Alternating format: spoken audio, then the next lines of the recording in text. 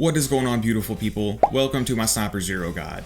Now this is going to be a long video because there's a lot of information to get through, but there will be chapters if you want to check out a specific section. I'm going to cover gear, skills, leveling up advice, general mobbing gameplay, Digistruct Peak, and raid bosses. And before we get into the gear here, I just want to say this is a community where misinformation is rampant, so you really just cannot trust a lot of what you see. Many of you may have heard that Sniper Zer0 is not viable. In OP10, I see people comment that sniping isn't viable past True Vault Hunter mode all the time, but Sniper Zer0 is one of the strongest playstyles in the entire game. He's actually so effective that even as a solo raider, Zer0 can easily take on most raid bosses just because of critical ascension. So I assure you, Sniper Zer0 is devastating. He's incredibly good. Ammo consumption is rarely a problem. I will prove that definitively. And Sniper Zer0 is so incredibly rewarding to play.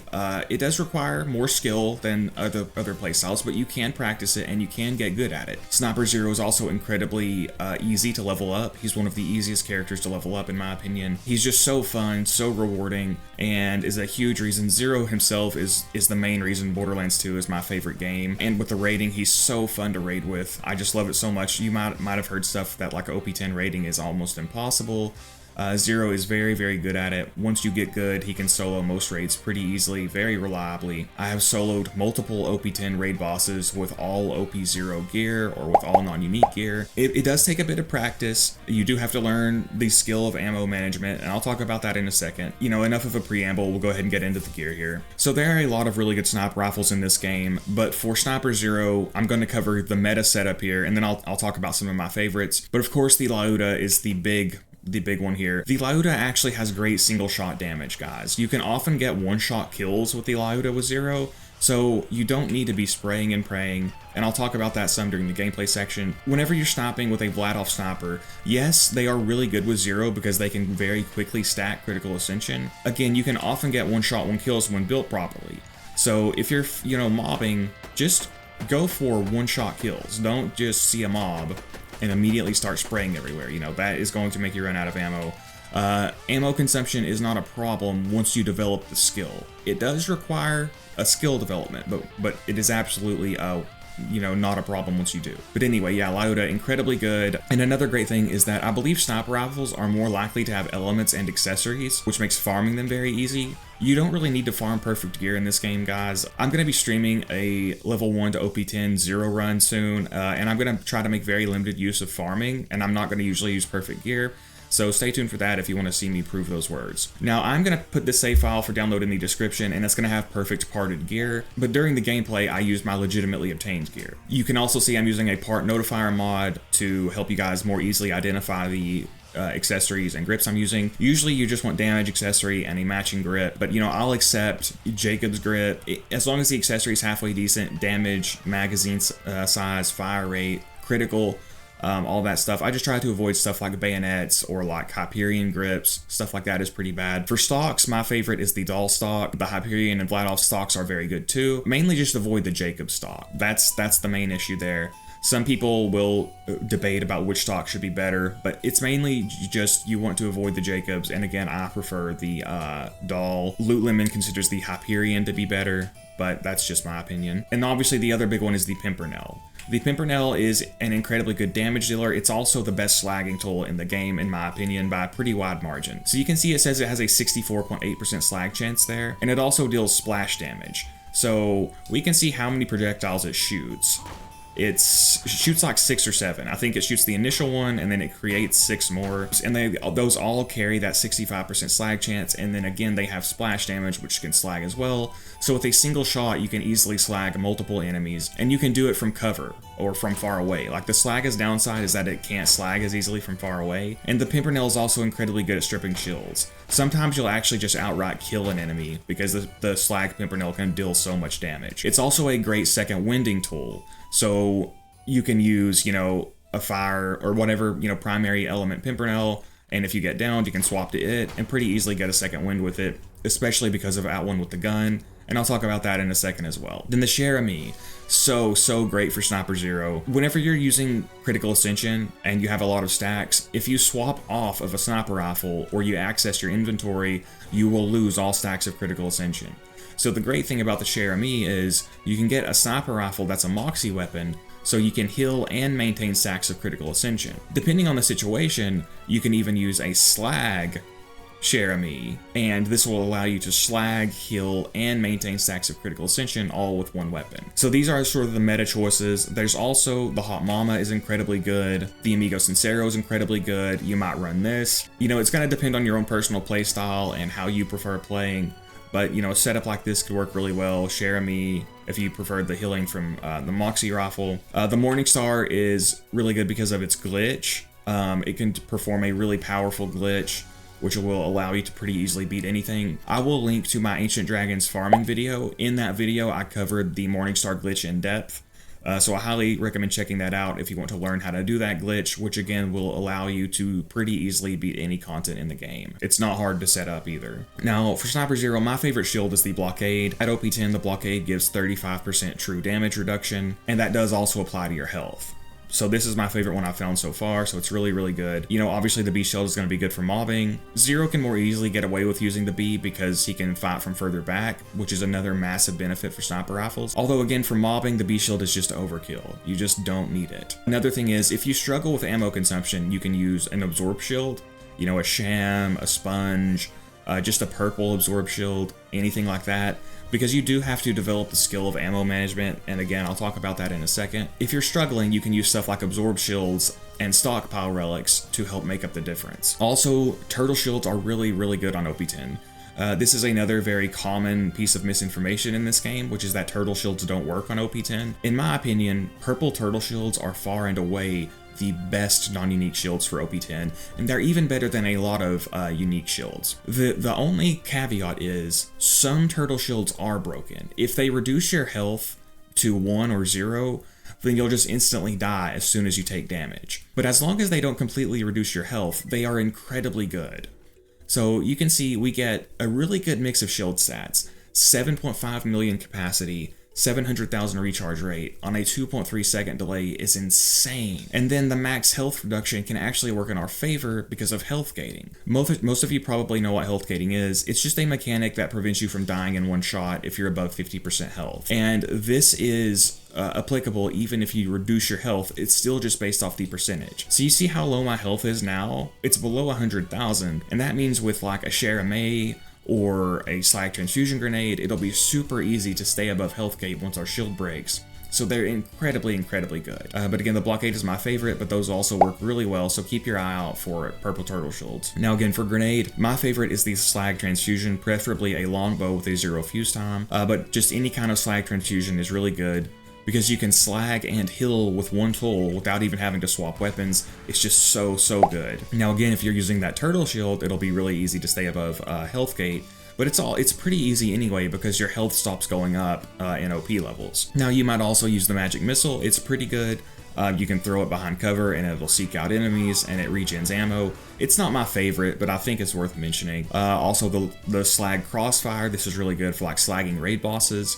You do want a low-level version because a high-level version will down you if you run into it. The fuse time is bugged. It says the fuse time is 1 second, but that's actually 0 seconds. You can see it explodes on contact, so really excellent for like slagging Terramorphous and stuff like that. But the primary one that I use is the longbow slag transfusion. Now for class mods, for Sniper Zer0, there are 3 main ones you'll want to use in my opinion. The Legendary Sniper, the Chaotic Evil Rogue, and the Chaotic Neutral Rogue. Now, for raiding, you'll usually want to use one of the Rogue class mods because they will give you fire rate bonuses, which will allow you to more easily stack critical ascension. But if you're in a situation where you're just mobbing or you're not, you know, primarily focusing on quickly stacking critical ascension, the Legendary Sniper is still really good. So you can see it gives us a good gun damage and critical damage bonus, but it does give us shield reduction. Now, the thing is, the earliest you can get the Legendary Sniper comm is at level 62, and it will provide you the least amount of shield reduction, but the damage bonus will actually be about the same. So I would recommend keeping an eye out for level 62 version, which again is the earliest you can get it from tubby enemies, and we'll compare the damage after we look at the skills. You can see it gives us really good skill bonuses: precision, one shot, one kill, headshot, kill confirm, velocity. Those can all be good. This is actually a really good class mod for shotguns because precision will tighten the spread, and then stuff like one shot, one kill. I'll talk about that in a second though. One final note is that the critical damage is bugged, where it says sniper rifle critical damage. That is bugged, and it will actually apply to all weapon types. This is a really great class mod. I forgot to mention that in my Jacob's Zer0 build. The legendary sniper class mod, or all sniper class mods actually, have that bugged critical damage, and it will actually apply to all weapon types. Now again, for raiding, it'll depend on the raid boss specifically, but you'll want to use either the chaotic evil or the chaotic neutral. So for the dragons, for example, and Pete, I like the chaotic evil. For stuff like Haderax, I prefer the chaotic neutral, so it just kind of depends on the raid boss, but they're both very good. Now, you'll usually not want to spec into Two Fang or Velocity, because Two Fang is not good with sniper rifles, in my opinion. Some people do like it, but I personally don't, because it'll make you burn through ammo.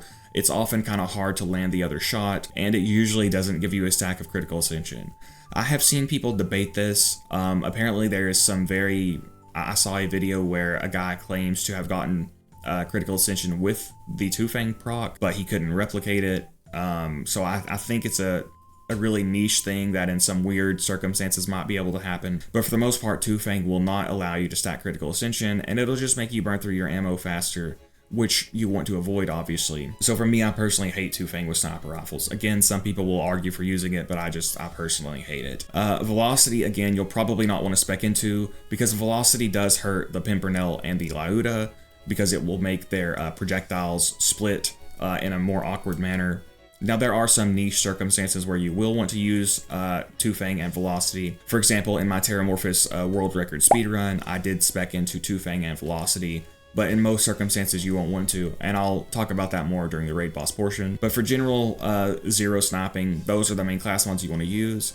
Now, again, any of the non-unique sniper class mods are good, so while you're leveling up, you can keep an eye out for those. And then for class mods, you want a full set of Bone of the Ancients. These will give you a really good elemental damage bonus, and they'll allow you to get your action skill back faster, which for Zer0 is just so good. Zer0 is squishy. The easiest way for him to survive is to get Deception back more quickly. So the Bone of the Ancients is just the best class mod for him, and, you know, arguably the best item in the entire game. Now again, you can also use the Stockpile Relic if you struggle with ammo until you get better and you learn the skill of ammo management. And I would recommend keeping an eye out for a Stockpile Relic that has sniper ammo and grenade ammo, because then you can get more slag transfusion grenades, which will be really nice. And it's good for like Terramorphous because you can throw more grenades before he spawns. Primarily, you'll want to use the Bone of the Ancients. You can also use the Heart of the Ancients for non-elemental stuff like the Amigo Sincero if you want to, although some people still value the cooldown rate over that. Now, there's one final thing to mention before we get into the skills. Zer0 has a glass tank setup, and a glass tank abuses the health gate mechanic. So before I mentioned if you're above 50% health, you can never be killed in one shot. If you equip a turtle shield that has this health reduction, -1601108, you can see it'll reduce my health to 1. So that would make you get killed. If a turtle shield ever does that, you'll just instantly die as soon as you take damage.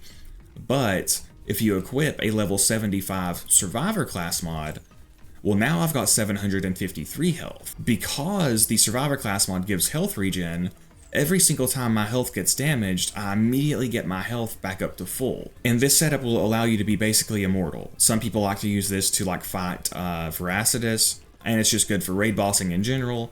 But that said, while it's really good to have, you don't need this for anything in the game. So I'll talk about it, but again, it's pretty hard to get the stuff necessary to set this up. But if you have the patience or you're just using Gibbed, it is really effective. So you can see, again, I'm using the part notifier mod, so you can see the parts on this. For the turtle shield, you want an OP8 white turtle shield with a Torg battery, a bandit body, and a corrosive Maloan capacitor. Again, that will give you the stat line -1601108. Now this is gibbed in, but I actually did get a legitimate one. This blast-proof turtle shield here, although it does not have a corrosive immunity, but you can see I got the same stat line with an OP8 green turtle shield with a Torg battery, a TDR body, and a torque capacitor. So you can keep an eye out for that stat line. There are, multiple different combinations that can reach it apparently, but obviously the white one is going to be better because it can have a Malo-1 capacitor. And if you want to fight, for example, Voracidous, you need a corrosive immunity because he has a corrosive dot. But again, this is just the one I found legitimately, and for most circumstances, it works just as good. Now, the stats on the Survivor class mod, you can see, again, it needs to be blue, level 75. You can see the specific parts from the notifier. Again, blue level 75, specialization AS3_BS1, primary grade 5, secondary grade 3, penalty grade 3, and you can see it gives me max health plus 191,387. That is the main important part.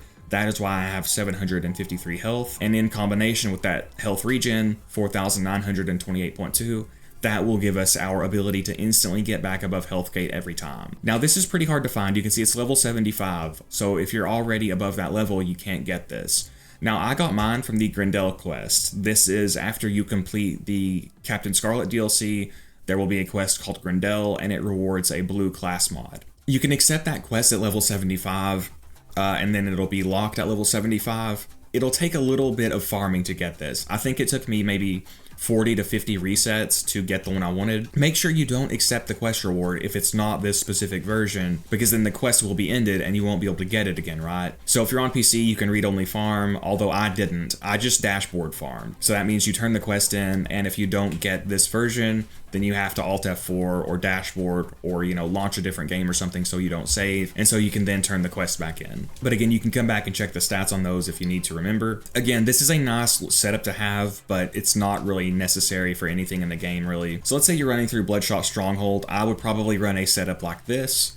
I could, quickly take enemies out and build critical ascension with the Lauda. I could slag and strip shields with the Pimpernel. If I did get downed, I could easily get a second wind with this Pimpernel. If I wanted more one-shot damage or for shielded enemies, I could use the Miko Sincero, and then I could just slag and heal with the Transfusion Grenade. Or again, if you would rather just wear the Zer0, you can switch to it, and I'd have my Blockade for a really good tanky shield, Legendary Sniper class mod for its good bonuses, and then the Bone of the Ancients for the extra elemental damage and the cooldown rate. Again, you can swap around, try out different setups. Maybe you'd prefer just using the Slag Transfusion Grenade and you don't use a Zer0. It's, whatever you want to do. Now, Sniper Zer0 can actually use guns. If you're only focusing on stacking critical ascension, you won't want to do that. But Zer0 has so much damage that if you're just mobbing, he can get by pretty easily without having to maintain stacks of critical ascension. So if for some reason you struggle to get second wins with the Pimpernel, or you just don't want to use one, you can throw on a launcher, a Top Nia, a Norfleet, a Bada Boom, and you can swap to it if you need to, if you're in a pinch, and you will be able to get kills that way. Again, the downside is going to be that you're going to lose your stacks of critical ascension. So if you're wanting, the most effective pure Sniper Zer0, that's not what you want to do. But, if you're just learning Zer0 and you're not great at aiming or whatever, that is, another option. Again, he has so much damage potential that he doesn't really need critical ascension for mobbing. It's just, way more effective. Also, I play with a controller, even though I'm on PC. Sometimes people will say that sniping is not as, manageable, or it's too hard to consistently crit if you're playing on a controller. But it just takes practice, guys. You'll see I always use a controller, and I'm able to play just fine. Now, I'm not saying obviously a keyboard and mouse is better, but I'm just saying you absolutely can still be very precise with a controller. Now, some other just good sniper rifles, like I said, Hot Mama, Lauda. For non-uniques, the Rakel is a really great sniper. This is a Malo-1 sniper with a flat-off barrel. Obviously, the Snider is the best non-unique Malo-1 sniper, but the Rakel is really, really excellent too. The Droog, this is the best Vlad-off sniper. That's a Vlad-off sniper with a Vlad-off barrel. But honestly, any Vlad-off sniper is going to be incredibly good with Zer0. When you're just leveling Zer0 up, you can pick up any sniper you find and do really good. And again, any Vlad-off sniper is going to be really good because of critical ascension. One more thing to mention about the gear is pre-stacking critical ascension. So you can use something like this, a low-level Droog. If you can't find one, a low-level Lauda will work too.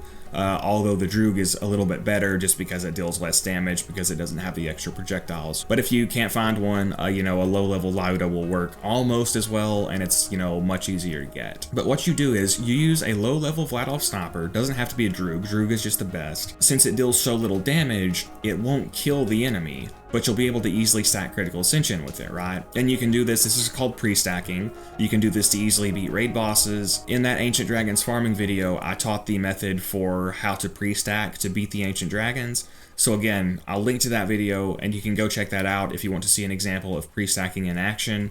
But it can be very easily used to beat a lot of the raid bosses. There's also the critical ascension glitch, which is where, let's say you're at 200 stacks of critical ascension, and then you go to a respec machine and respec, and then you fill out your skills and spec back into critical ascension. You'll keep those 200 stacks for the full 5-minute lifetime timer until that 5 minutes ticks down. That is something to keep in mind. Critical ascension stacks, they only last for 5 minutes. Each stack has a 5-minute lifetime timer. And again, if you access your menu or swap to a non-sniper rifle, they will disappear, which is necessary for balancing critical ascension because it is, arguably the best skill in the game. For the parts on the crit machine, which is what people tend to call the low-level Vladof sniper, I would say matching grip and a magazine accessory are the best, but again, pretty much anything will do. And before moving on to the skills, I don't know if I mentioned the antagonist. It's also a really great shield. It's easier to get than the blockade, but the antagonist, I don't like sniping with it because the visual pollution is a little annoying, and also the homing slag balls can block your shots, and it can also slag yourself. Zer0 needs to use cover a little bit more than other characters, so the antagonist has a few downsides in my opinion, but it is still very good. Also guys, if you want to know where to get any of this gear, just check Loot Lemon. It would take way too long for me to explain where to get all this gear, but if you go to Loot Lemon, they will show you how to get everything in the game. For non-uniques, the Snowman chest farm is a pretty easy way to farm them. Alright, so now let's go ahead and get into the skills, and while I do this, I'll explain how I would level Sniper Zer0 up from level 1. Again, Sniper Zer0 is one of the easiest and most fun characters to level up in my opinion. One reason is because of critical ascension. You can be under-leveled and still be able to melt bosses with this, and you can just pick up basically any sniper you find, and as long as you have good fundamentals, guys, you can progress with the gear you find. That means slagging, matching elements, intelligent building, use of cover, stuff like that. People torture themselves into farming gear every other level, and you just don't have to do that. I mean, go for it if you want to. But for leveling up Sniper Zer0, again, it's very easy. Just make sure you're using on-level gear, trying to match elements, different stuff like that. People debate about which skill tree is better to spec into first. Some people will argue the cunning tree, and that's fine. Normal mode is so easy, it doesn't matter. I mean, you could play Sniper Zer0 and take bloodshed and you would still get the job done. But I actually prefer taking the sniping tree. And I say that because I think if somebody is struggling, getting to critical ascension the fastest is going to help them the most. Let's say you're fighting the warrior at level 30 and you're struggling to beat him or whatever, but then you unlock the capstone. I think critical ascension is going to help you a lot more than Death Blossom, although Death Blossom is still incredible. So again, you can make an argument for taking cunning. Personally, I would take stopping. I would just take headshot. This is just good crit damage. Optics is not a very good skill in my opinion. And then I would take killer, incredible skill, great reload speed and damage, just really good. Then I would take bore. So velocity is actually a really great skill. As long as you're not using the Lauda or the Pimpernel, it benefits most weapons a lot. But if you are using these, you'll want to avoid it. But if you're using, also the Muckamuck, Jacob snipers are good for Zer0. They're not the best. Vladof and Maliwan are going to be better because Maliwan, has elements. Jacob does not have elements. But Jacob snipers will still be good. Again, almost any sniper is going to be good in Zer0's hands. So I would actually take velocity after that. And then I would spec into one shot, one kill until we unlocked at one with the gun, at which point I would take it. And then after this, I would go ahead and grab critical ascension. And again, this is just such an incredible skill. This will allow you to easily melt bosses, just such an awesome skill. You can see it says, every time you land a critical hit, you gain a stack. Each stack gives you plus 6% critical damage and plus 5% sniper rifle damage. So it's just an incredible skill. With this, Zer0 can easily melt raid bosses, even on OP10, even as a solo player. It does take some skill, it does take some ammo management, but once you get good, you are rewarded with a character that is so fun, so easy to level up, so great at solo raiding. Just such an awesome character. Now I would go ahead and spec into the cunning tree. Fast hands is just really good swap speed and reload speed. At this point, I would take ambush. Ambush is always active when you come out of deception. Then I would grab Deathmark. I've actually seen people skip Deathmark. I think some people see it and they're like, why would I use melee if I'm doing a sniper or a gun Zer0? But you do not want to skip this, guys. This is an 80% multiplicative damage bonus. Do not skip this. Whenever I watch a lot of people play Zer0, they seem to forget that they can apply melee Deathmarks. So keep that in mind. Then I'd go ahead and take Rising Shot. The gun damage is multiplicative, I'm pretty sure, so really great bonuses there. Then I'd go ahead and take Innervate. Again, I personally do not like Two Fang with sniper rifles. So at this point, I would probably just go ahead and spec into Fearless. And then, of course, Death Blossom, which is such an incredible skill. You can death mark up to 5 different enemies, or you can throw all of your kunai onto a single enemy to give a pretty good chance of getting slagged. Then I personally would go ahead and take Killing Blow. This is good for finishing off weak mobs. Grim, this is excellent for Zer0 survivability. You get shield regen and cooldown rate, which is just so good. Cooldown rate is so good for Zer0. Proficiency relics are awesome for Zer0 too. Those are the ones that just give you cooldown rate. So if you can't get a Bone of the Ancients, those are really, really excellent. Then I would actually take Execute because it's really great for closing distance. Then I would go ahead and take Follow Through. This is just an excellent kill skill. And now we've got 7 points. I would just go ahead and finish out one shot, one kill, Fearless, and then I would take Kill Confirmed. Kill Confirmed actually gives you a pretty decent damage bonus when you can take advantage of it, and we'll test that here in a second to see exactly how much damage we get. Now again, if you're using the Lauda and the Pimpernel, or you don't want to use Velocity, obviously you're going to want to take the points out of here. And there's not a lot of great options to take. You could take Precision for a little bit bonus accuracy.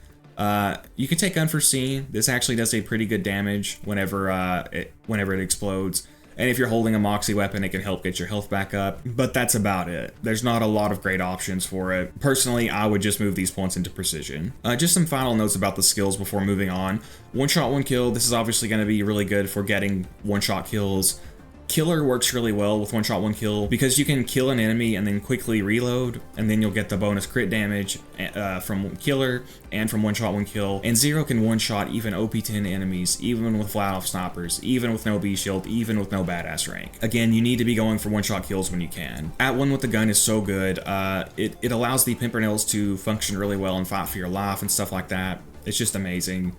You can more easily hip shot enemies, and I think that's about all the important information you would need about these skills. So like I said, we'll go ahead and test Kill Confirm and see how much of a damage bonus we get. I'm going to spec out of Ambush because I believe that the target dummy, if he's not looking at you, I think Ambush will actually activate. So I would recommend specking out of Ambush when you're testing stuff like this on Zer0. So I went ahead and spec'd out of Ambush, as you can see, and I'm gonna conduct this test with the Sniper and the Bone of the Ancients equipped, because that would be more reflective of how actual gameplay would be.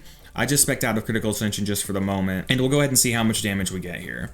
First of all, we're going to go with no Kill Confirmed, and you can see we get 41.8 million damage. Now we'll reload, and we'll get max stacks of Kill Confirmed and compare the damage.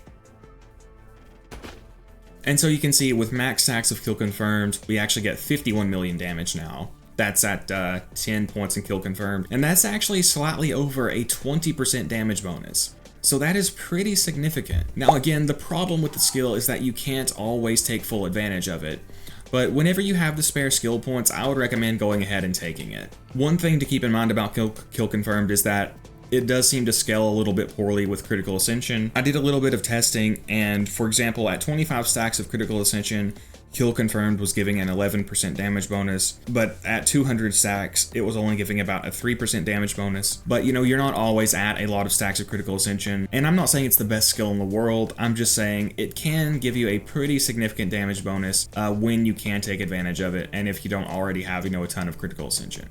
So not a skill that you should prioritize, but not a useless one either. And while we're here, let's go ahead and compare the difference in damage between a level 62 Legendary Sniper and an OP10 Legendary Sniper.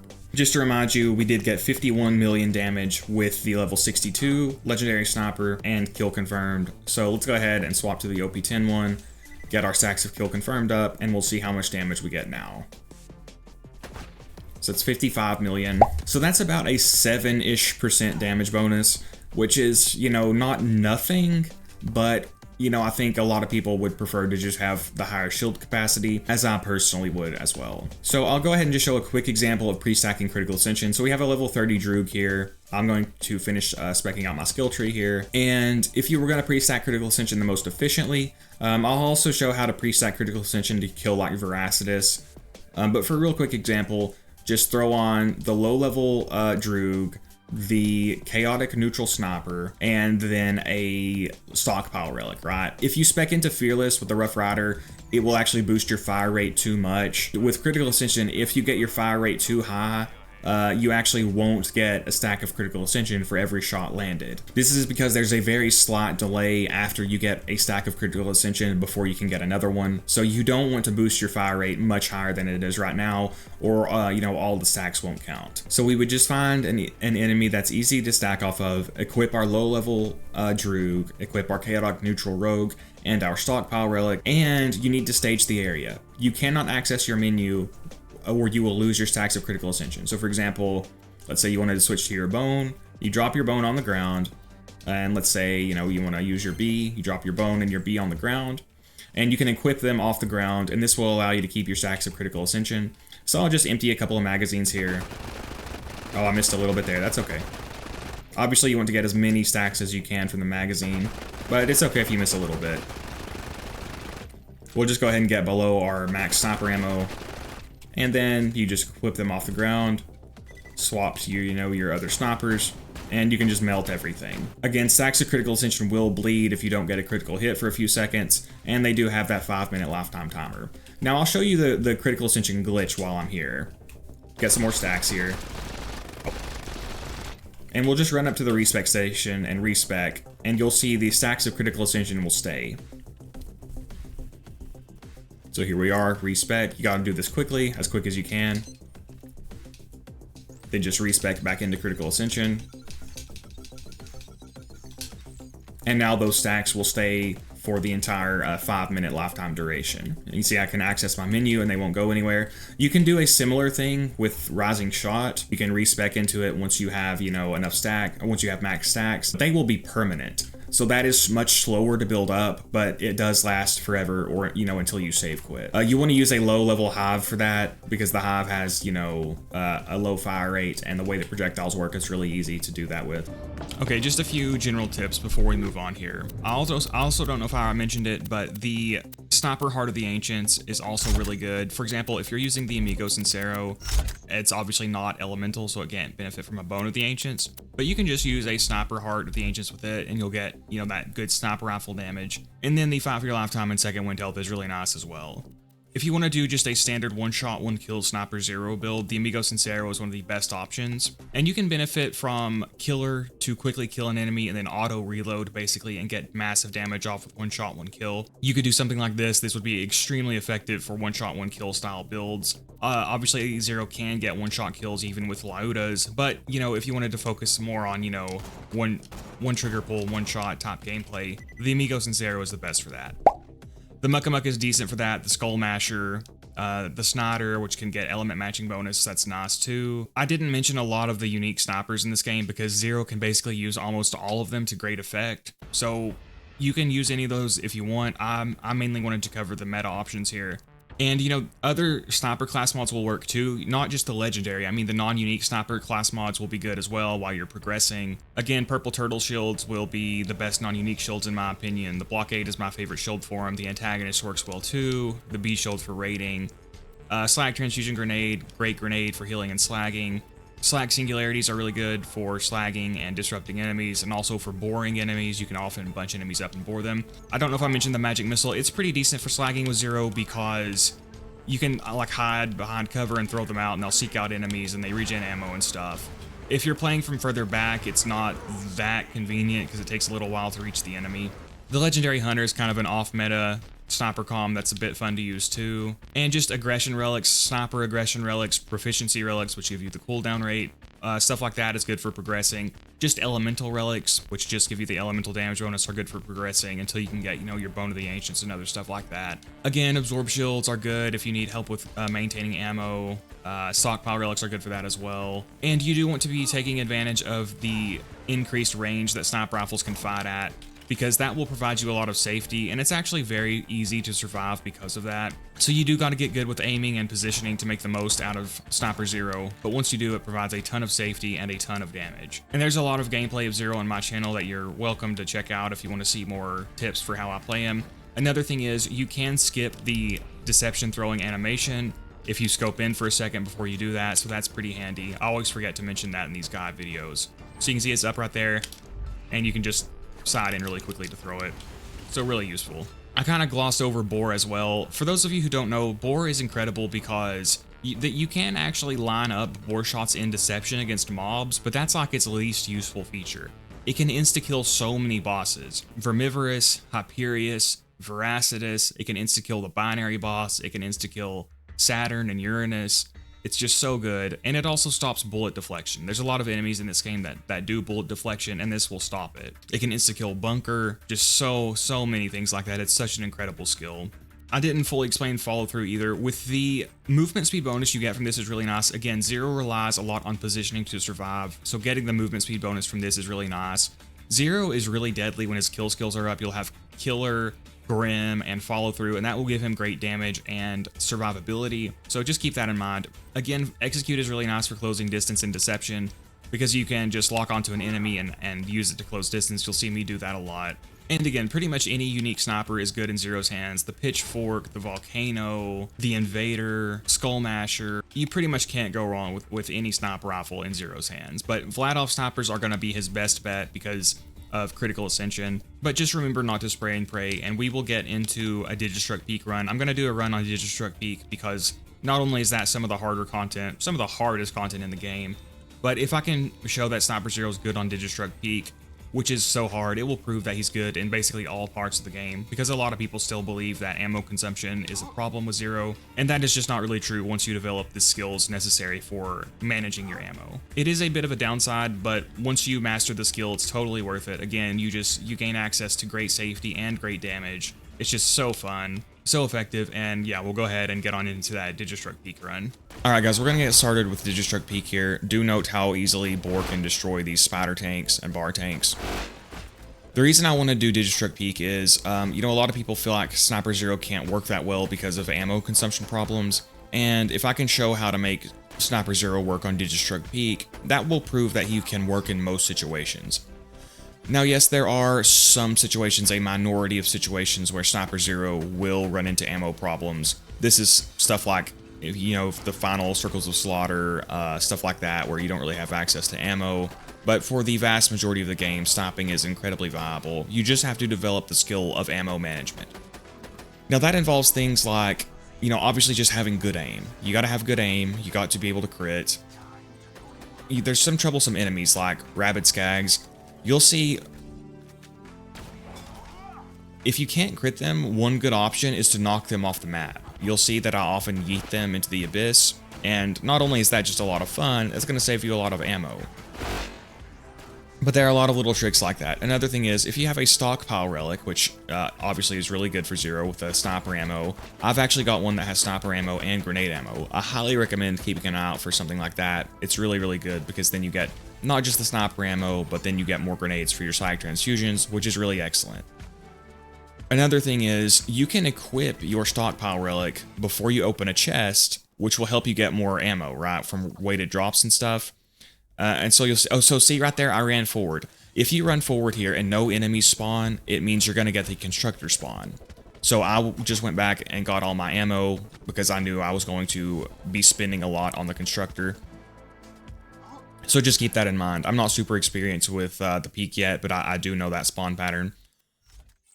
And yeah, you can equip the stockpile relic and go and open a bunch of chests and get more ammo that way. So you can see right here, I'm not sweet spotting. I moved a little bit forward and I was sweet spotting, so I'll go ahead and take him out. The thing about sweet spotting with a Lauda on Zer0 is, sometimes if you move forward to sweet spot, you'll put yourself in a riskier position. The Lauda has really great damage even without sweet spotting, guys. So there are a lot of situations where I would prefer the safety of being further away than, you know, the extra damage of going for that sweet spot. But that's just something you'll have to play by ear, and it depends on the situation which one is going to be better. But yeah, that is one thing you can do. You can equip the stockpile relic, and then you can go around and open all the chests before you pick the ammo up. Because as you don't pick the ammo up, you'll still have that lower ammo when you open each chest, right, and that'll give you more weighted drops. That is a little inconvenient, but for something as tough as the peak, I highly recommend it. And also, I'm not going to be pre-stacking or trying to maintain stacks of critical ascension that much on this run. If you want to, you can like absolutely eviscerate Digistruct Peak with Sniper Zer0 with, you can pre-stack critical ascension, or you can stack it during the run like on the boneheads and stuff. I'm not going to be doing that, guys, just to show that it's not needed. And this is not an incredible run, because like I said, I think sometimes it's better to show more of an average run and kind of guide people through how I was playing and mistakes I made and stuff like that, rather than just showing you, you know, a like crazy like 15-minute speed run, which might look impressive but won't help you out as much, right? So again, this is not going to be the most skillful run. And you can see coming in here to fight Digistruct Dukino's mom, I equipped my stockpile relic, so you can see I had extra sniper ammo and grenades there, and I dropped my corrosive bone on the ground. Again, we're just staging, so I can drop my corrosive bone, and then once I'm no longer benefiting from the stockpile relic, I can equip the corrosive bone.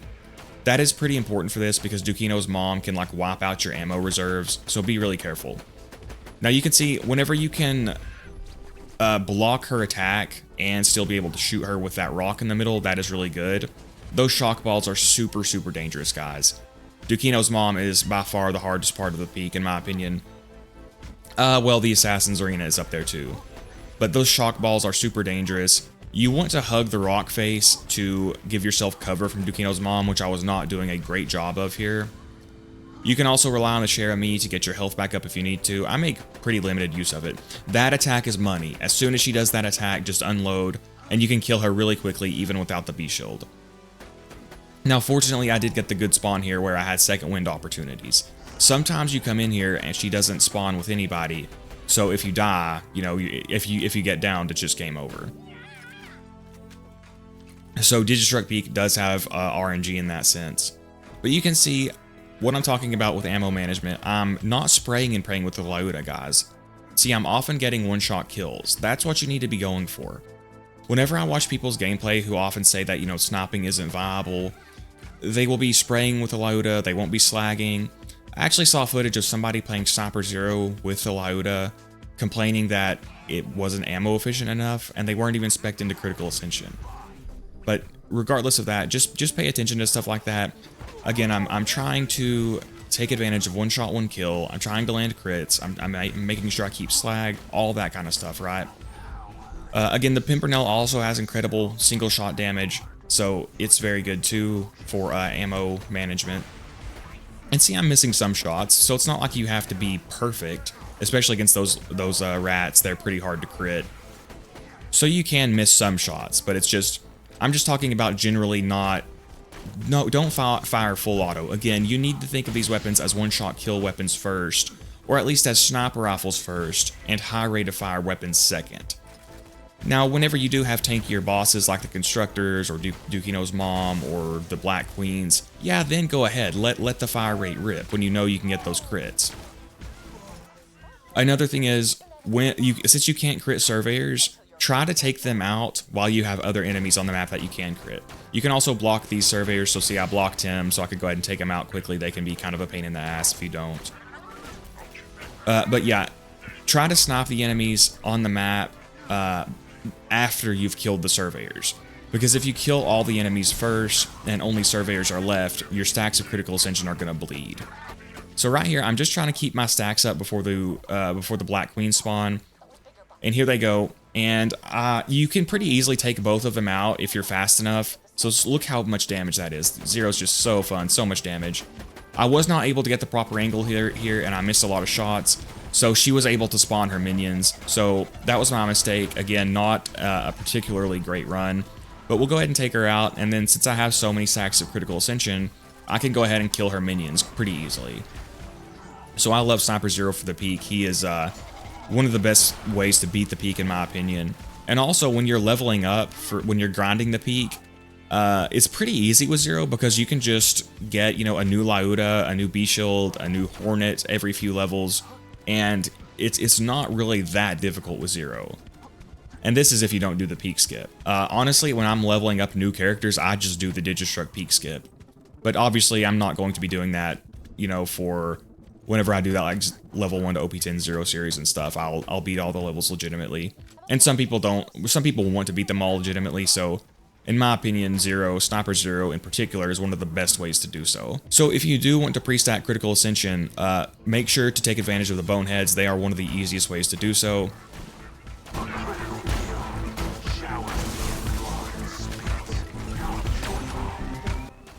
pause for that badass Zer0 line. He has so many great lines. And again, make sure to take out the surveyors before you weaken tough enemies. You can see just a second ago, he almost healed that ultimate badass slagged skag. So that can be really annoying. They can heal enemies super quickly. So before you deal with like a really tough enemy, if you can't kill them fast enough, try to kill the surveyors. Even like the Scorches, if you get the Scorch spawn with all the surveyors, they can heal Scorch like super quickly. So be really careful of that. If you've seen my other Digistruct Peak videos, you know that enemies on the peak are much tankier than non-peak enemies. So that is something to keep in mind. Enemies are going to die much quicker off the peak. For example, Digistruct Digistruct Scorch has about 4 times the health of normal Scorch. So this is what I would mean. If you did want to pre-stack Critical Ascension, you could just use your low-level Vladof Sniper and do that here. But you can see I just eviscerated them. I absolutely eviscerated them. Now there's a ton of ammo crates in this section, so take your time after you clear this section to go back and get all the ammo. Unless you're trying to speed run and maintain your stacks of Critical Ascension. So you can see again, I just dropped my Corrosive Bone so that I can benefit from my Stockpile Relic. And then once my Stockpile Relic diminishes, then I can equip my Corrosive Bone, right? And you can equip it off the ground so that you don't lose your stacks of Critical Ascension. So managing ammo with sniper rifles, it is a skill in and of itself, you know, but once you master that skill, you can absolutely make sniping work in most places of the game. It's just so crazy that people think sniping is not good in this game. Sniping is arguably one of the best playstyles because of how dangerous enemies are on OP10, because of the safety it provides you. Snipers may not fight at the range that they do in some other games, but they are absolutely sniper rifles compared to other weapon types in this game. Now, honestly, the Doc Mercies, I'm not great at fighting them. Like, it's hard for me to track their heads sometimes during all the visual pollution that can happen. So I'll go ahead and take that guy out. If you want to stick to cover, the main cover here is that structure near the entrance, that little square structure. I was trying to be more aggressive and take them out, and it backfired. I end up getting down here, and I very nearly died. But you can see that structure right there, that's to the left of me there. That is your safe place here. And I almost died here. Guys, do not give up and fight for your life. Keep fighting until your last breath. You can see, look how close that was. That's why I always say keep fighting until your last breath, because you never know when you'll surprise yourself and actually get that second wind. So I could have been more careful and stayed closer to this structure and the one behind me here for more cover, but I was trying to take them out quickly and I ended up overextending and getting downed. So that is, you know, there's some give and take there. You've got to, if you want to play more aggressively, you're going to be taking more risks, or, you know, you can play more safely and you'll probably play a little bit slower and stuff. So go ahead and get some ammo back here. The Amigo Sincero, another obviously excellent weapon. It deals high damage and ignores shields. So I was making use of it on the peak here. Now this Assassin's Arena is, if it's not Dukino's mom, then this arena is the toughest part. If you pre-stacked off of the Boneheads, you can come in with a lot of stacks of Critical Ascension here.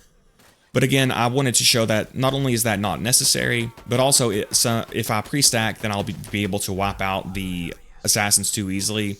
So I just get a few stacks off of this guy here, and I should have lured him closer to the arena here.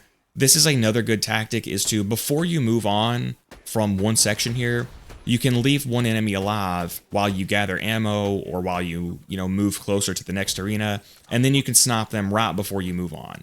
So I could have waited a second, but, I came in with about 15 stacks of Critical Ascension, which is decent, but, not going to make a huge difference here. You can come in with a ton, again, if you want to pre-stack and stuff like that. So go ahead and take him out. Some of these guys are really hard to crit, especially like Roof. So this section can be very tough.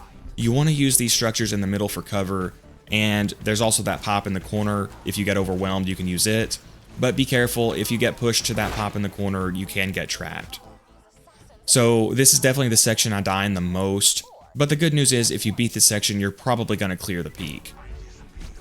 You can see I don't even make very much use of the Share of Me, but it is very good to have nonetheless. And if you didn't know, corrosion is essentially the best weapon to use on the peak because the flesh enemies on the peak are not real flesh enemies. They don't take a fire damage bonus. They actually aren't weak to anything. You'll just often see people use corrosion because it can be boosted by a Bone of the Ancients, and you don't have to do as much weapon swapping. Another thing with ammo management is you'll see that I have the Chain Lightning equipped at times. That is just because sometimes whenever I'm going around to collect ammo, I'll throw on the Chain Lightning to regen ammo while I collect, ammo from the ammo crates. And then I just forget to re-equip the Slag Transfusion Grenade. So if you do use that tactic, don't be like me, actually remember to swap back to the proper grenade. But you can see I didn't maintain Critical Ascension for a lot of this run, just to show that it's not necessary. And that is a bit harder, so I wanted this to be a bit more accessible. And then in a section like this, I have access to an ammo vendor, so you can just spray and pray. You can always just come back and get ammo here. Something to keep in mind is if you're playing on OP10, ammo is ridiculously expensive, so you'll probably want to come in with a lot of money or at least stuff to sell for money. Here's a Rabbit's Gag. So here we break out our black belt in Yeet Kune Do, and we go ahead and take them out with ease. Now you can't always do that, it's going to depend on the location, but you can a surprising amount of the time, and even if you can't, again, you can stop them. It's kind of hard, but not too bad. But I will be doing plenty more Sniper Zer0 content, and I'll just continue to prove that ammo consumption is usually not a problem. I'm not saying, again, it is a skill that you have to develop, but you can develop it, and once you do, you are rewarded with one of the safest and most devastating playstyles in the game. Again, with the Lyuda, it in and of itself kind of mirrors that, because you can fight at sweet spot distance for extra damage, or you can fight very far away for safety. So again, I trapped this badass Surveyor so we can take him out. Those guys can be a pain, so anytime you have an opportunity to block them with your body like that, you do want to take advantage. Yeah, the Lyuda, the Pimpernel, the Amigo Sincero, the Cher-Ami, those are kind of the major sniper rifles you'll often see people use for the peak. Fortunately for the Saturns, Zer0 can deal with him more easily than most characters because he can bore them. Again, I don't use a B-Shield here. Of course, you can use the B-Shield to take it out more quickly, to clear the peak more quickly, but I just like to show that it's not necessary. Now, I'm not the best at boring them, but you can see I got some really good bore action there. I know that you want to line them up. If you can get them both in front of each other, you can bore through them, and you can sometimes kill them both with like really devastating damage like that. And if you can't do that, then you do want to aim for the turrets. You can try to bore them that way. But eventually I just got pushed back here. I just came to this ammo vendor and I just kept sniping them and buying more ammo. Just be careful when you peek out because his attacks will seek you even through deception, which is bullshit, but that's just something you're gonna have to deal with. So this is not too difficult for Zer0, but like I always point out, death is very punishing on Digistruct Peak. In most parts of the game it is not. But if you make it this far and die, you're gonna be really frustrated, so just bear that in mind. Again, I dropped my Corrosive Bone on the ground while I had my Stockpile Relic equipped, and you can see I wasn't sweet spotting there. I was choosing to use the safety of the Lyuda to stay further back, right? Now again, you can play more aggressively, and you can take more risks if you want to do stuff like that, but that's going to result in you taking more deaths, which is fine for most of the game.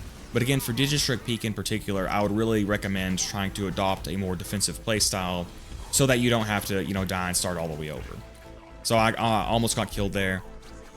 And of course, once you're, you can speedrun this crazy fast, but again, this is more of an explanatory, informational video instead of going for a speedrun. I will link to some of my speedruns if you guys want to check those out. But again, for more educational purposes, I think doing it this way is going to help people learn better than just, me showing a 19-second Terramorphous speedrun. I will be doing several of the raid bosses. Some of them, Gun Zer0 or Melee Zer0 are better at, and I don't know if I mentioned it yet, I am going to make a dedicated Gun Zer0 guide, and some of the raid bosses are easier with Gun Zer0, so I'll cover those raid bosses in that video as well.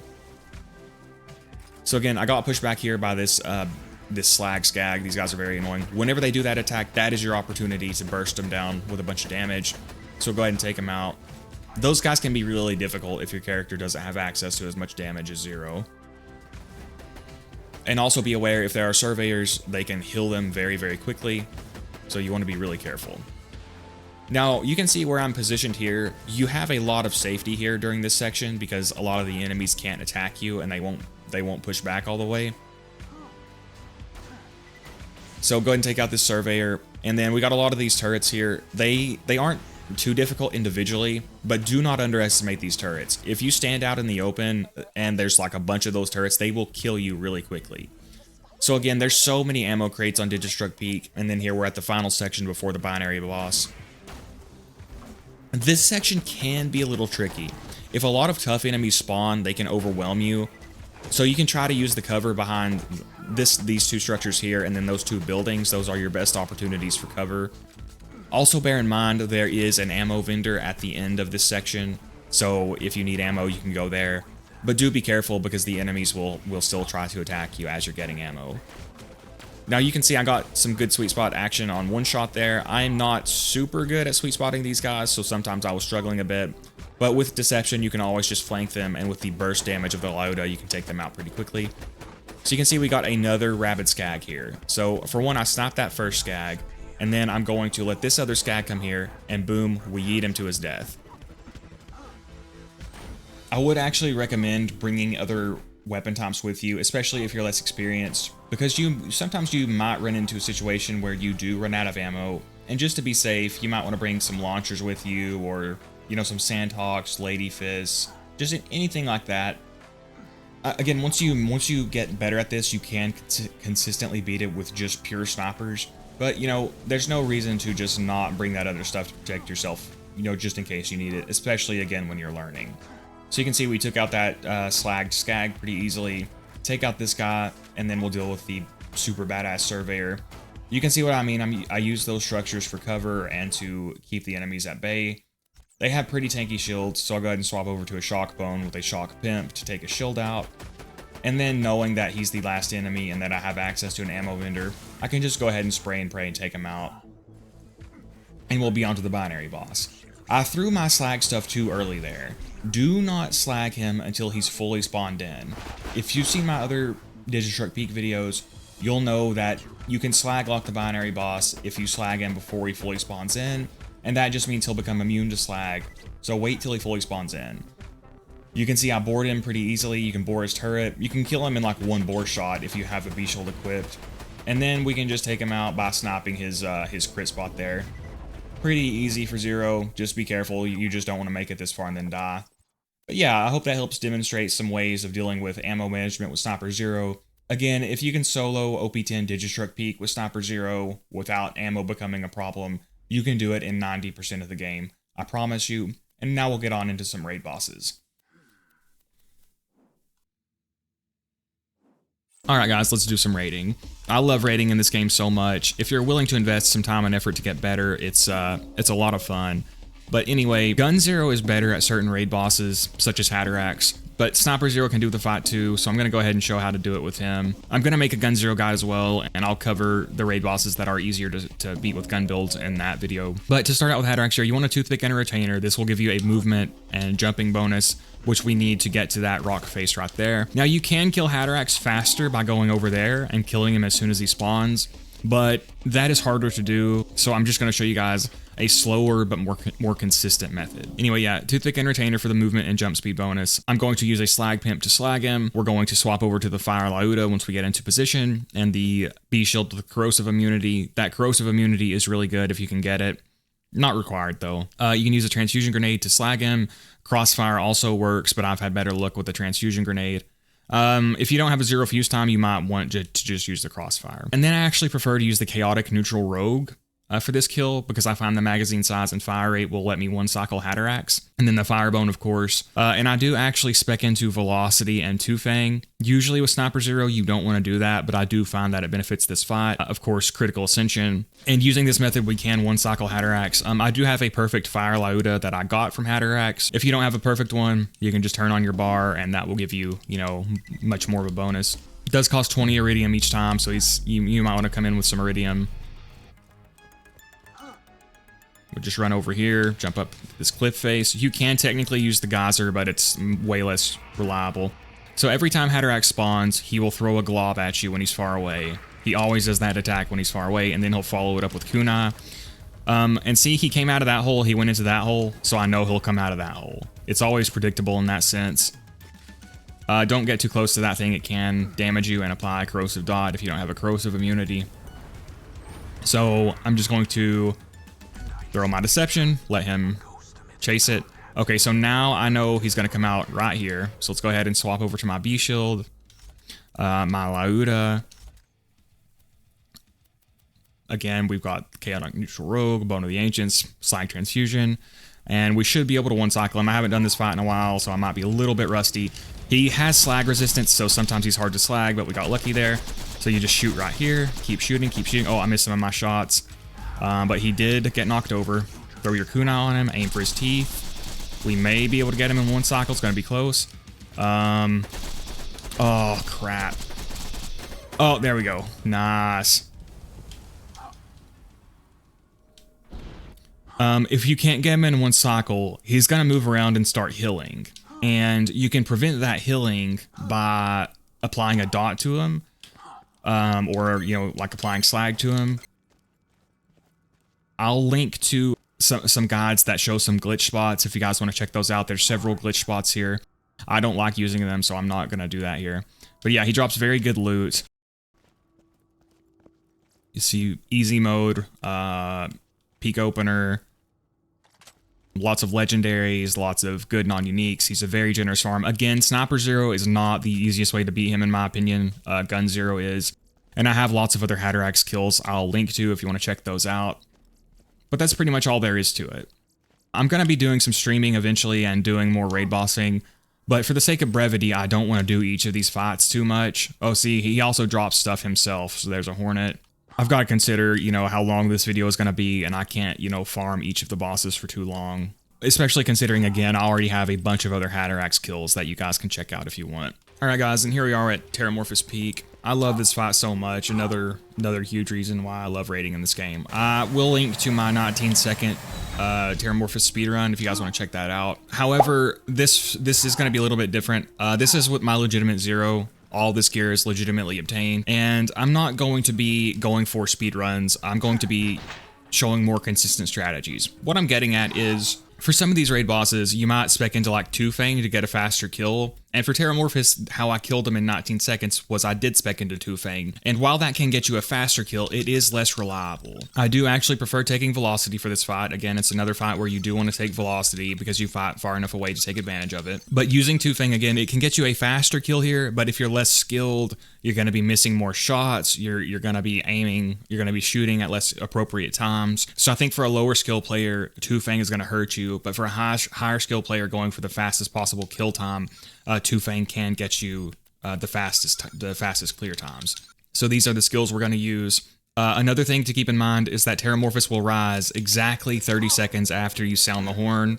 You can time it yourself if you don't believe me. And one final thing is, if you have a stockpile relic with extra grenades, bring that in because you can throw your grenades before Terramorphous spawns and then swap over to your Firebone to save on grenades and get some extra slag in. You can get ammo back from Terramorphous tentacles, so I don't really find the sniper rifle ammo to be useful. I would rather have the benefits from the fire damage and the cooldown rate of the Firebone. But again, I do like using the grenades early on and then swapping to the Firebone, and I'll show you that here in a second. By the way, I'm using I don't know if I mentioned this during the gear.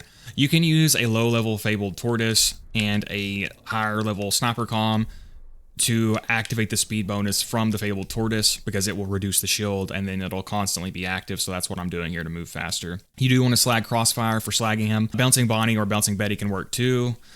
This is bugged. It says it's a fuse time of 1, but it's actually a fuse time of 0. You also want a low level one if you can get it, because you may end up needing to run into the field after you throw it, and if it's a high level one, it can down you, but this is just the best one I had, so... Again, we're going to go Fire Lauda, have a share of me to get my health back up, a Slag Pimp for slagging, and a Fire Pimp for damage if I need it. Another thing to keep in mind is if you run out of sniper ammo, but you've almost got a raid boss killed with Zer0, you can swap over to Sandhawk and try to finish him off. But I probably won't be doing that here. But if you do run out of ammo and you have them almost killed, that is something you can do. Alright, so we're going to go ahead and signal him to rise. Again, he'll rise from the ground exactly 30 seconds after the horn is sounded. Of course, time is paused while you're in your menu, so you have to account for that. And you can also tell by when the ground shakes, and there's like a tree crunching, branch crunching sound too. And here, notice where I'm standing here. About right here is where you want to stand to get the proper distance here, to get the pellets to split with points and velocity. So I'm going to go ahead and switch over to my B shield. I do prefer the Chaotic Evil Rogue for this. Now I'm kind of rusty on this fight, so hopefully I don't butcher this too bad. All right, now throw them. Now I'll swap over to my Firebone. Get our Kunai on him, throw another grenade, and we'll start shooting. Going for the crits, crits, crits. Again, I play with controller, so my speed is a little bit slower. I should have... So see, I didn't get great slack like that. Throw more, throw more, throw more. He always rises quickly on the second time. Gonna take some cover. Got some crits off there. Again, you can hide behind this little spot right here to protect yourself. And then from this point, it's gonna be kind of hard to predict his movement, so I'm wasting grenades. And then again, we're gonna go for crits here. Okay, got some good slag on him. So again, I could have killed him if I was using Two Fang probably, but again, it's less reliable. Take these guys out fast, guys. Don't let them overwhelm you. All right, so again, we're gonna get to cover here. Try to get some crits off. Not successful. Okay, there's the crit spot. I got one crit off. Very fun fight, very hectic fight. So I'm out of ammo almost, so we're just gonna have to wait for him to move away. Now this spot will offer you a lot of protection, but he can still hit you with flying rocks or if he spawns at the right place. So see, I get my ammo back up. Now I'm in kind of a bad spot, but we should be able to finish him off here. Oh, I can't see him. Okay, get back to safety, get back to safety. I got hit, that's okay. Again, see, those flying rocks can kill you. Oh, I just killed myself. So hopefully I can get a second wind off the... There we go, there we go. Try to get my health back up before they kill me again. Again, a very difficult fight. Oh, I didn't see that freaking rock. All right. Okay, got some crits on to stop our bleeding at least. Not good. I might die here. I'm not gonna be able to finish him off. Okay, here's a tentacle. Second wind. You can get second winds off of them. Again, I haven't done this fight in a long time. I'm rusty, but I think this will be better than me just instantly melting him.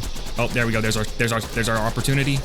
There we go, baby. Beautiful. Not beautiful. Pretty sloppy, but we got it done. So I think it is good to show less than perfect runs, because I think that'll help people understand better than just, you know, a 19-second speed run. But like I said, I will link to my speed run if you want to check it out. Yeah, I love this fight. A lot of fun. Hopefully that helps you guys kind of understand how to do this fight. He does drop some really good drops. The Slayer of Terracoms are generally not very good, but the Teeth of Terramorphous is awesome. It is blue, so you have to look for it on the ground. The Hide of Terramorphous is good. The Pitchfork is good. So just keep an eye out for some of that stuff. He can drop some good purples as well.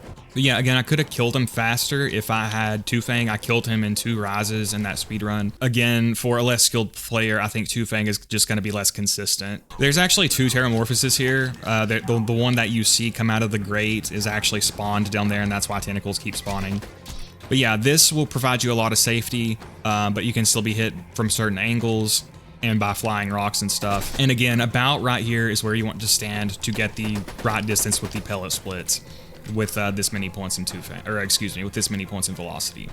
Yeah, I love this fight so much, but yeah, we'll go ahead and move on to the next one. All right, and here we are with Pyro Pete, another really fun raid boss, another pretty easy raid boss. Guys, I've done a bunch of challenge runs against raid bosses. Like I've said before, raiding in this game is nowhere near as hard as this community makes it out to be. Although it is certainly challenging, and it certainly takes practice, especially depending on the character. Obviously, Zer0 is one of the best raiders. But, you know, I've done raiding videos with my Axon as well that you can check out. It just takes practice and some know-how. And like I said, I'll link to some of the challenge runs I've done. Like, I've beat multiple raid bosses with OP0 gear, including Terramorphous, Haderax, and Pete. And here we are with Pete. You do want to shock Lauda, a Amigo Sincero to knock his face shield off. The Trespasser also works, but it's weaker. I'll also be using a Pimpernel for slagging if I need it, and another Pimpernel for the flesh enemies here. B-Shield, if you have a corrosive immunity or a fire immunity, that can block 1 Nova from Pete. You can use a slag transfusion or a magic missile to slag him. I'm just going to go with the slag transfusion for now. I do prefer the chaotic evil rogue for this fight, and again the shock bone of the ancients. Oh, I didn't mean to drop that. Quick look at the skills. I don't like Velocity or Two Fang for this fight. I think Two Fang might be able to get you a faster kill. I'll link to Rain Bubble's speedrun. You guys should check out Rain Bubble's channel. He's an excellent Zer0 player, as well as Borshot. Rain Bubble has the world record speedrun for this. I think it's like 34 seconds. You're just going to spawn him in. You're going to shoot, slag him and kunai him, shoot his face shield off. You can get ammo from that and that. And if you take a Nova, you have to rinse yourself off. I prefer rinsing myself off here at number 1. I find that these enemies are easier. It's spider ants, that spawns rats. And each time you get hit by a Nova, each time you have to open one of these, the enemies are a higher level. So try to avoid Novas. You can avoid Novas by breaking line of sight, or before Pete's shield is broken, before his blue shield is broken, you can avoid every other Nova. So let's go ahead and spawn him and see what his name is. All right, guys, sorry, I got interrupted, as I often don't have a lot of free time to do these, so sometimes stuff like that happens. Sorry about that. But yeah, we'll respawn him here. Oh, you can also use the share of me if you want to. I forgot to mention that. That's always a good rifle for these fights. But we'll spawn him in. So his name is Pyro Pete, so we can still block one Nova. Oh, again, I did it. I swapped the wrong rifle. Can take a few shots to knock his shield off. And then I just like to lead him around the ring in a circle, making sure I've always got a cover place next to me. And then you just start shooting to get your stacks of critical ascension up. Try to keep enough distance between the two of you that he can't hit you and knock your B shield down.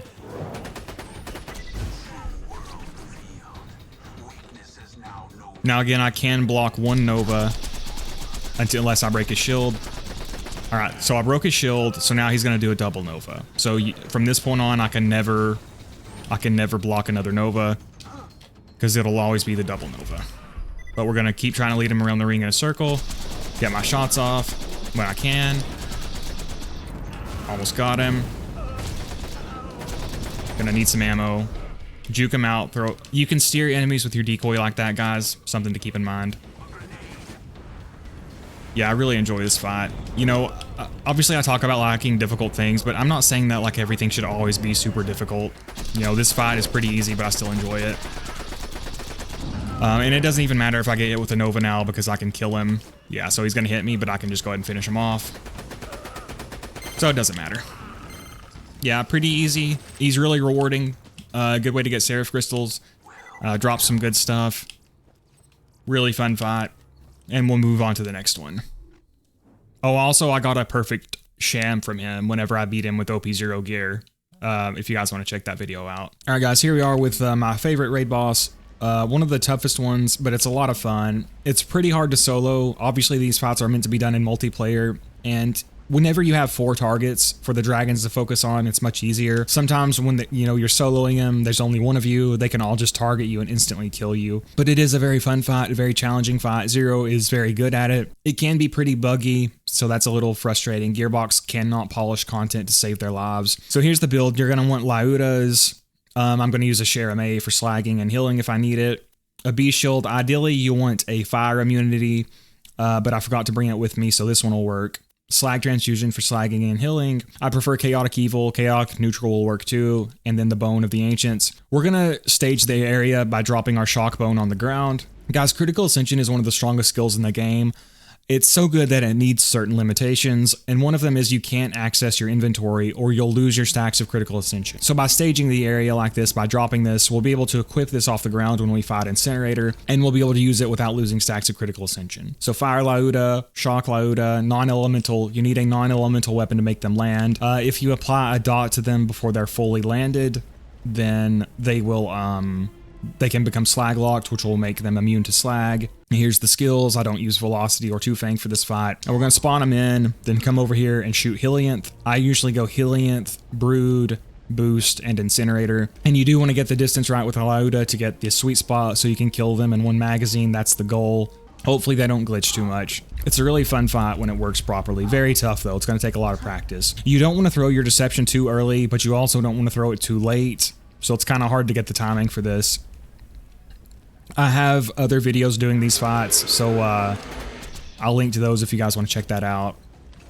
Alright, throw deception, try to get away from him, don't take too much damage, run over here, wait for him to fully land, Okay, he's fully landed. Now we throw our slag and kunai. Oh yeah, we got the sweet spot. All right, so we killed him one magazine. Now we'll go for brood. Come on, brood. Come on, come on. Don't faff around too much. Okay. Wait for my shield. Oh, I can't see. Is he dead? One thing that sucks about the aim assist on the controller is that it'll often pull your aim away. Dude, hit me. I could have had a good speedrun going here, but yeah, the aim assist with the controller will often pull your aim everywhere, and it's really freaking annoying. Now I got hit, so my B shield is down. Zer0 doesn't have to use the B shield for this fight, but I prefer it. You can check out my other videos farming them. I use a bunch of different shields. So I'm gonna have to go get ammo. I'm not gonna be able to kill him. Oh, well, yeah, I'll be able to kill him. Get to the ammo relic. Get to the ammo relic. All right, even if I die now, I can kill him. Get my health back up. We'll just get a second wind off of boost. Actually, he's too far away. Now we'll kill boost. You don't want him to land any more than he has to. Get some more stacks off of incinerator. If every time boost lands, he's going to level up the other guys. All right, so we'll grab our shockbone off the ground, run over here, so we can get closer to this ammo relic. And be careful, his attack has a deceptively long range, especially since I don't have a fire immunity. Yeah, very tough fight, very hard to commentate, and we'll go ahead and take him out. So I could have had a pretty good speedrun going. I was waiting for boost, or excuse me, I was wanting Brood to hit me and kill me so that I could second wind off of her. But, of course, whenever I actually want them to hit me, they don't. But anyway, yeah, I'll link to some other videos I've done of them if you guys want to check those out. Very tough fight, but hopefully that gives you some tips for dealing with them. Again, I prefer the fire immunity because Incinerator is the most dangerous one in my opinion. And if you don't have a fire immunity on your shield, then he might sneak up on you and end up killing you. But the Omen, the Blockade, and the Stinger are all top tier weapons, and those, you're guaranteed to get one of those. You get a bunch of Seraph Crystals, a bunch of Iridium, and the great thing about this fight is once you get good at it, you basically have infinite free Seraph Crystals, Iridium, Cash, Blockade, Stingers, all that kind of stuff. So yeah, really fun fight, very difficult fight. It's definitely going to take you some practice, and like I said, I'll link to my other videos doing this fight. And yeah, we'll move on. All right, and here we are with Hyperius. Hyperius is easier to beat legitimately with Melee Zer0 than Sniper Zer0 because you just don't have enough ammo with Sniper Zer0. I've also beaten him with gun builds with Accident and Maya, but I'm going to show you guys how to bore him with Sniper Zer0. You can pre-stack Critical Ascension, but you don't have to. I would recommend bringing a Herald and a Ruby at least for crit swap, or for hill swapping. We're going to use a Fire Pimp, a Ruby, and a Grog for hill swapping because of the stupid Novas, horribly designed in my opinion, but let's not get into that. Slag Pimp for slagging if we need it. B Shield, Slag Singularity. Ideally you want a low level one because a high level one can kill you, but I don't have a low level one. Ideally you want a Zer0 fuse time. I'm gonna go Chaotic Neutral Rogue and a Firebone. Here's my spec. I did spec into a 2-Fang because it should help here. Critical Ascension, sometimes you can get crits during the glitching with the boar. And like I said, I'm gonna do this first without pre-stacking, and then I will do it with pre-stacking. And if you have a stockpile relic with grenades, you can use that too. So we'll go ahead and start with it.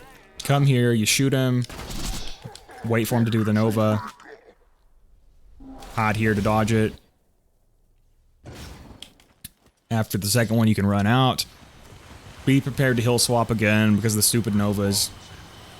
And I'm not great at this, but this is what I do. Grenade here, grenade here, grenade here. Make sure not to run into it and kill yourself. Be careful not to bounce your kunai back at yourself. Try to get him surrounded. So we got some really good action there, but we didn't quite kill him yet. So I think there's only one bot left. And we got him. You only need one bot to do it. And this isn't super consistent, guys. I do this with maybe a 50% success rate. Evolution, that's a very good shield. He drops all kinds of good loot. Tatler, one of the best SMGs in the game. The Evolution, a very good shield. He drops Iridium, Seraph Crystals, Purples. But yeah, as long as there's one bot alive, you can do that. And if you can use your Execute you know, to knock a bot into him if you can, if there's only one left. And you really just have to practice that and learn how to do it, guys. There's really no way for me to explain it. It's something you kind of have to do by feeling. And again, I'm going to be doing some streams eventually where I farm raid bosses. And now I'll show you how to do the pre-stacking method if you're struggling. Also, there's a bug here where sometimes if you die, the gate will close and you can't get back in unless you save quit. Now, if you have good loot in here, like if you're farming him a bunch or you've dropped stuff on the ground and you get locked out, you can actually leave Washburn Refinery and come back in and instead of save quitting so you can get access to the loot if you need to. But now I'm going to show you guys how to pre-stack. So again, for pre-stacking, we cannot access our menu without losing stacks of critical ascension, although you can just do the critical ascension glitch. So I'll try to do it without doing the critical ascension glitch first. But if you guys want to do the critical ascension glitch, all you do is when you, I showed it already. Yeah, you just, when you have the stacks, you just spec back in to critical ascension here. And you'll keep those for the full 5-minute lifetime timer. I already showed how to do that. And then we'll drop the stuff that we're going to use on the ground. Again, we stage the area. So we drop our B shield. We'll go ahead and drop our firebone. And we need to equip our low level crit machine. I've got a level 32 Lauda here. And yeah, we'll use the low level Lauda. Since it's such a low level, it won't kill the enemies. And we'll be able to get lots of stacks of critical ascension, and then we can just come back over here when we're ready to kill him and equip our firebone and our B shield off the ground. We're going to use our chaotic neutral rogue. It's good for pre-stacking critical ascension because of the magazine size and fire rate. And you can kill yourself. You actually don't lose stacks of critical ascension when you die for some reason. But let's see if we can lure this guy over here. We don't want to do too much damage and kill him, so let's try this with the non-elemental Lauda. Alright, so we got his arm shot off. We'll go ahead and buy more sniper ammo. Alright, now I'll swap back over to my fire pimpernel here because I'm going to need it. Yeah, and then we'll just try to avoid his eye blasts. He got me with it anyway. And we'll just get stacks like this.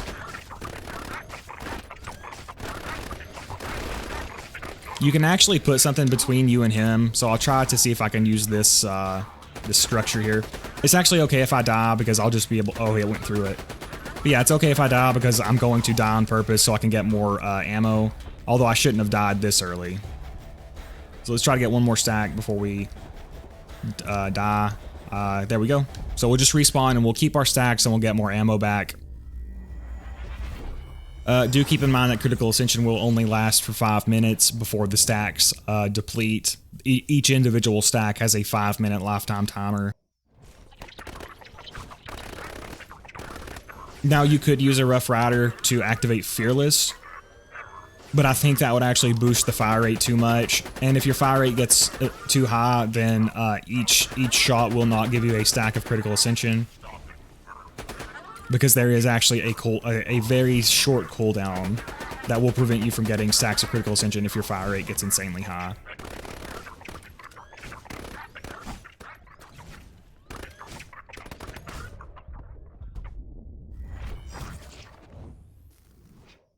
So we'll shoot him again to stop our stacks from bleeding. Get some shots off there. Open this ammo crate. Hopefully we'll get some more ammo back. We got a little bit. We don't have a ton of ammo, actually. Maybe that'll help. So I may not actually be able to kill him here.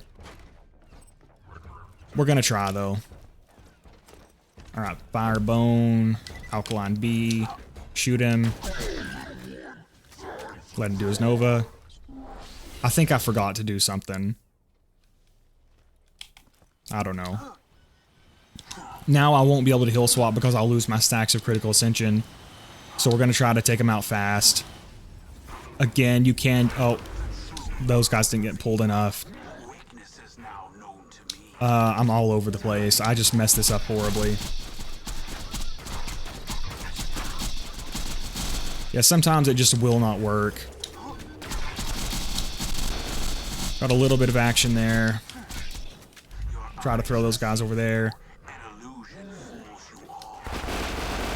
There we go, beautiful. Yeah, it's inconsistent, guys. Like I said, for me it works about 50% of the time. But there you go. There's some tips for doing it if you don't mind using exploits. Again, you can check out my legit melee kill if you want. I'll link to that. And see how I have 180 stacks of critical ascension. If you wanted to keep them, all you have to do, respec.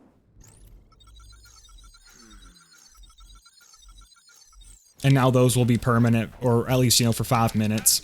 And you can access your inventory and stuff. And we'll move on. Alright guys, here we are with the big guy, Voracidous. I have actually beat him legitimately with melee. I will link to the video of me doing that. It's really hard to beat him legitimately with Sniper Zer0, if not impossible. But I'm just going to show you the CA pre-stacking method. So what you want to do here is get one of these Gallant Scallions to jump at you where I'm standing right here amongst these rocks. And if you do it right, they'll get stuck, they'll get glitched, and they'll just stay there. It can be a little annoying to do this, so it might take you a few attempts. But once you do, you can see you're just going to pre-stack Critical Ascension. I've got my low-level Vlad Sniper. I'm using a Lauda here, a Droog will work, whatever you got. And I'm going to use my Chaotic Neutral Rogue with a Stockpile Relic. And I'm just going to keep unloading on him and then going and buying ammo. And I'm just going to do that over and over again. And again, you can, spec back into Critical Ascension, and you can keep maintaining your stacks. Just remember that they will only last for a total of 5 minutes. So I'm just going to speed up certain parts of this. Again, if you guys want to see the full legitimate kill, I did beat him legitimately with Melee Zer0 in that full Zer0 raid bossing video. Like I said, I will link to that if you want to check it out. But for Sniper Zer0, I just don't see how you could beat him without pre-stacking Critical Ascension, just because you don't have enough ammo, you can't get ammo back during the fight, and he's really hard to crit. I think his crit spot is inside of his mouth, the little black part of his mouth. I'm not 100% sure about that, so let me know if I'm wrong. But I'm just going to keep pre-stacking until I get to over 1,000 stacks, and then even then, it's still kind of hard. You can also do the Rising Shot glitch. I'm also going to show you guys how to do that. Now, for this setup, I am using the Glass Tank setup that I mentioned before. This is my legitimate Zer0, so I don't have a corrosive immunity on that shield. But I do have the right stats for a Glass Tank setup, so we're going to take advantage of that. And like I said, it's still pretty difficult. But once we get done with this one, I'll show you guys how to set up the Rising Shot glitch, which is similar to this, but the Rising Shot glitch is permanent. The Rising Shot glitch takes longer to set up, but it lasts until you save quit. And he's still pretty dangerous, especially considering I don't have the corrosive immunity. So I do have a B-Shield equipped. I throw my decoy into the wall to de-aggro enemies. That's another thing you can do. And you can see, even with this many stacks of Critical Ascension, I'm not able to deal very much damage. I did try to use the B-Shield at first to do more damage, but he was just... I was afraid of getting downed, so I just went ahead and swapped back over to the Glass Tank setup. If you don't have the Glass Tank setup, your best bet for beating him is to combine the Critical Ascension glitch with the Rising Shot glitch, and I will show how to do that. I was trying to bore him. You can also bore kill him, but it's extremely, extremely difficult. So your best bet, if you want to make this fight as easy as possible and as consistently doable as possible, is to do the Rising Shot glitch, which again does take a while to set up. But, there's just no... He is a horrible raid boss. Like, whenever I say that a lot of the things that people say about this game isn't true, and that the raid bosses aren't as hard as people say, Voracidous is an exception. He is absolutely bullshit. No doubt about it. Horribly designed fight. So I wouldn't feel bad glitching him. He was really difficult to beat with Melee Zer0. Super, super difficult. One of the hardest things I've ever done in gaming. But you can see where I was critting him. I'm pretty sure it's that little black spot on his mouth. And that'll go ahead and take him out. All I got was a Hawkeye. So you can see how many... I have over 800 stacks of Rising Shot there. That's because I did the Rising Shot glitch. And I'm going to show you guys how to do that here in a second. Now guys, keep in mind, if you want an interfacer, there's actually a glitch in Ultimate Vault Hunter mode where if you fast travel to Crawmerax Crag, and then spawn Triple O, this will make Triple O be guaranteed to drop either an interfacer or a Hawkeye. He'll have a 50% chance to drop one or the other. So that is an easier way to get it than beating Voracidous. And spawning Triple O, you also get a 33% chance at the Twister. So he's hard to spawn, but getting a 33% chance at the Twister and a 50% chance at an interfacer is just crazy, crazy good. Now again, if you want to make this, give yourself the best possible chance, do the Rising Shot glitch with the Critical Ascension glitch. But yeah, we'll go ahead and I'm going to show you guys how to set up the Rising Shot glitch. You want a low level hive. Back in my day, you had to farm it, but nowadays you can start a new level 30 Salvador and he will spawn in with a level 30 hide. A level 30 hive. So you want to come in here with a hive, the low level hive. You need to bring a lot of money, guys. A lot of items to sell for money because you're going to be constantly respecking back into Rising Shot. So all you do is you shoot the hive, and then you have to time this right. As your stacks go up, you respec back into Critical Ascension, or excuse me, back into Rising Shot, and then you will get to keep those stacks of Rising Shot forever until you save quit. You need to equip the Hive equipped, because if you swap to another weapon, the fire rate stat that applies to Rising Shot will change. So because the fire rate of the Hive is so low, it's easier to do this glitch.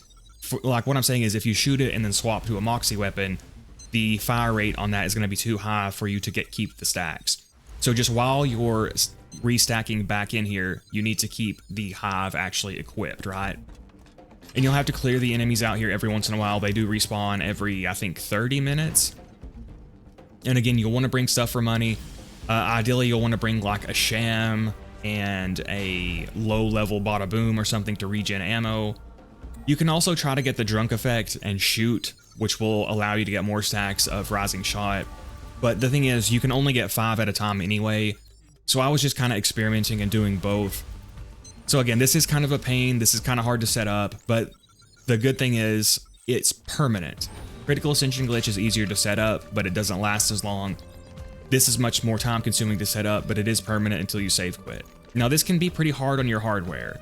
If you have a good PC, you'll be okay, but depending on your hardware, or if you're on an old console, your game can actually crash at this many stacks of Rising Shot. So if you start getting stutters and stuff, you probably need to back off and don't go for any more stacks, unless you're willing to risk the crash.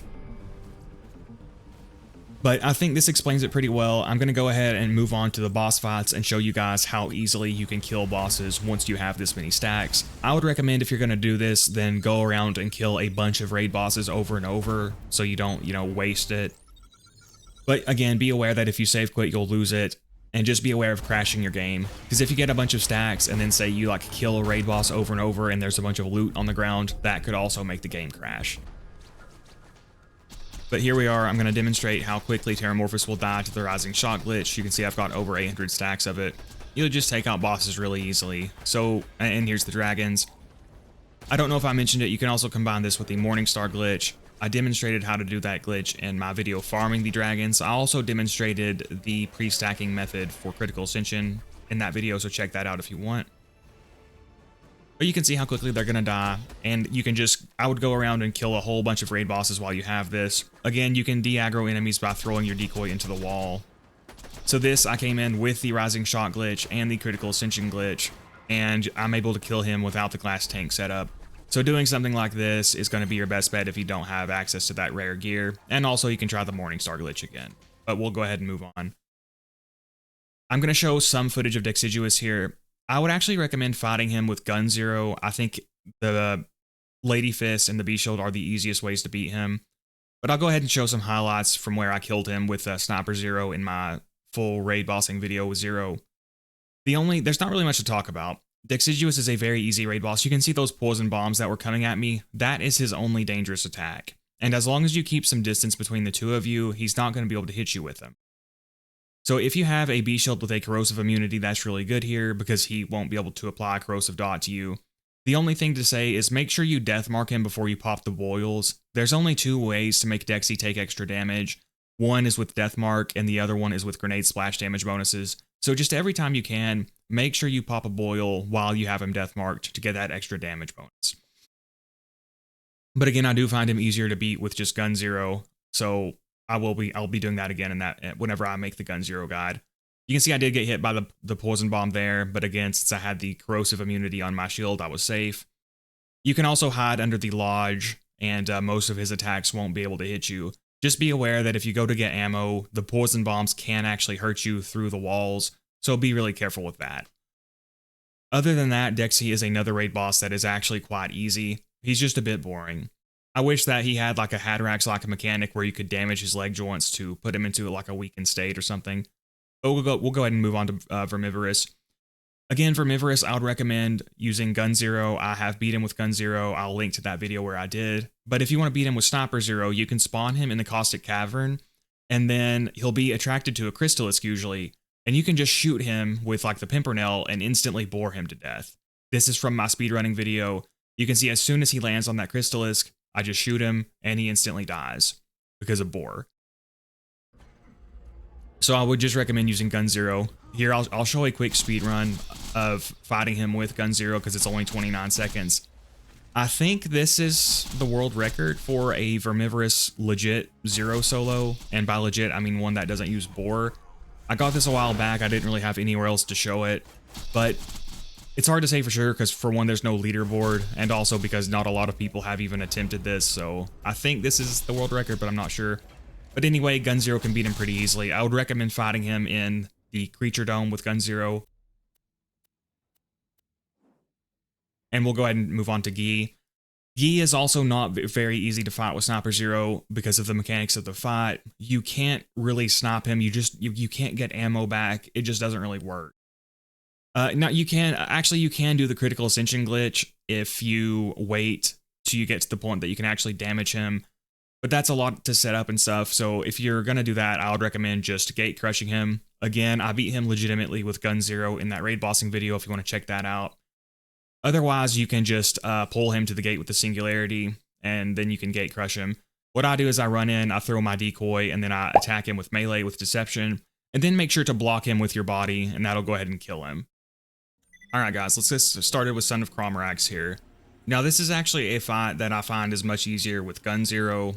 Again, just the shock conference call will absolutely eviscerate Crawmerax, but I'm going to show you how to do the pre-stacking method with Sniper Zer0 here. So we're just going to run over here. I'm going to drop my B-Shield on the ground. And I'm going to equip my blockade while I pre-stack. I'll probably leave the Chaotic Neutral Rogue equipped for both the fight itself and the pre-stack. I'll go ahead and drop the Shock Bone and equip my Stockpile Relic. And I'll probably go ahead and drop my Shock Pimpernel here and equip my low-level Crit Machine for getting these stacks. Alright, so now we've got all three of these things right here. We're going to go spawn them in before we start stacking. We'll spawn them in, and then we'll clear out the enemies until we only have one Savage left, so it'll be easier to pre-stack off of. So just gonna go ahead and die here. Something to keep in mind is that during this area, and during the area where I pre-stacked off that Scallion to deal with Voracidous, for some reason if you fall to your death in those areas, you don't actually get ammo back. I don't think you lose money either. So if you're planning on involving that in your strategy, you'll have to kill yourself with your kunai to actually get ammo back.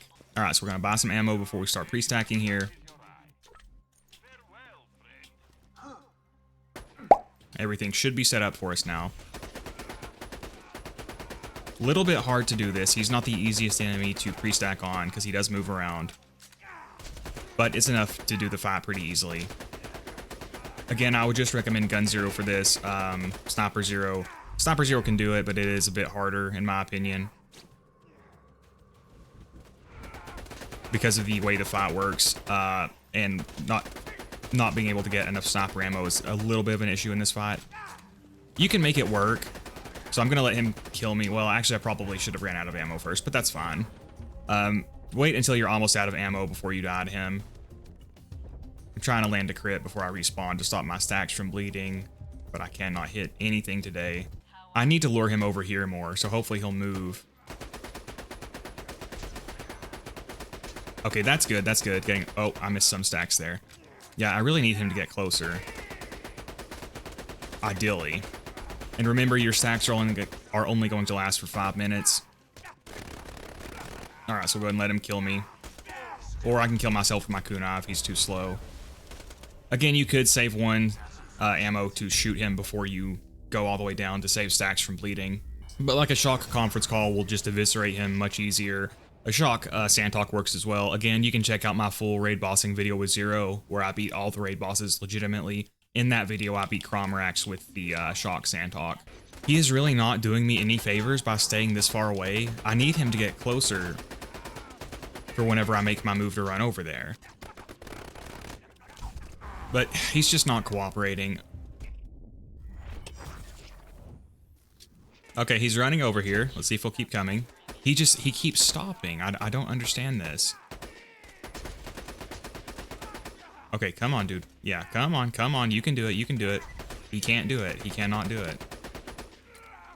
You can also open these when you're low on sniper ammo, and they'll give you weighted drops.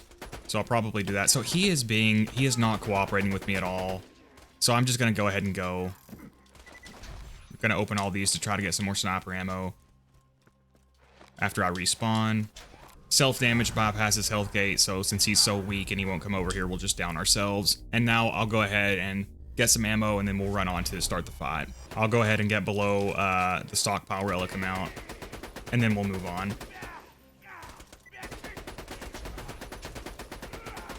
Alright, I got 7 rounds of this, and we'll go. Let's try to get to 300, actually. Alright, good enough, we'll go. So I'll equip all my stuff off the ground over here, and we should be able to do this fight a little bit easier now. I feel like I forgot something, but hopefully I didn't. The corrosive immune B shield. Oh, I just picked up the wrong weapon. Damn it. Well, hopefully I can still do this. This is gonna be a little sloppy now. Crap. But yeah, he does do corrosive damage, so be careful with that. We'll juke him out. Don't want to get cornered by him. His attacks are hard to avoid if he corners you. So I really messed up by dropping that, because now I don't have a slagging tool. And he does have immunity phases, which are going to make your stacks bleed. It just wastes time. But Gearbox loves their immunity phases. Try to get a crit on one of these enemies to stop my stacks from bleeding.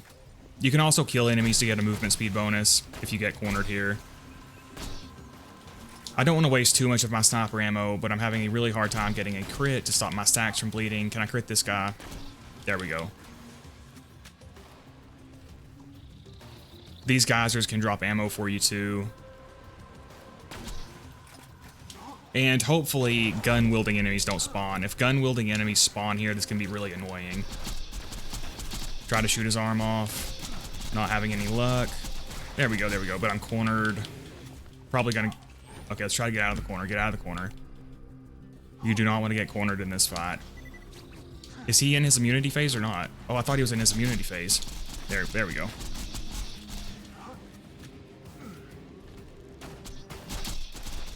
Trying to take out some of these enemies so I don't get overwhelmed. But at the same time, I don't want to waste too much ammo.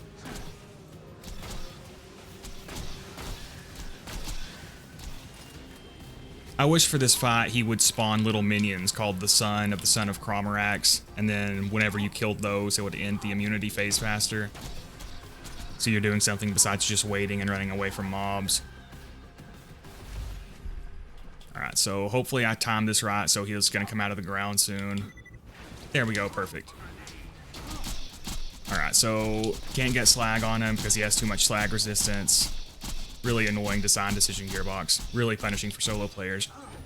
But we did enough damage to proc his next phase. Yeah, they do that slag resistance to encourage multiplayer, but it's just really punishing for solo players. Like, I don't see why they didn't just make the slag duration or resistance scale based off the number of players. So we do have a spawn of a gun-wielding enemy here, so this is not good. Okay, I got him, killed him though, so watch out for those guys. Got my share of me here. Let's try to get my health back up. This can get pretty hairy. Something is shooting weird stuff at me. Oh crap. Try to get my health back up. I think this is his last phase, so... Alright, try to get some damage off. He's about to corner me. This is not good, not good.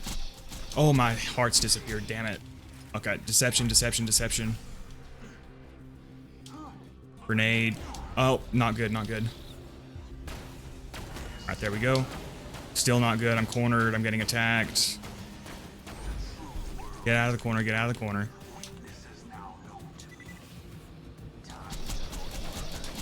Almost got him, almost got him. Come on, come on, come on. Ah.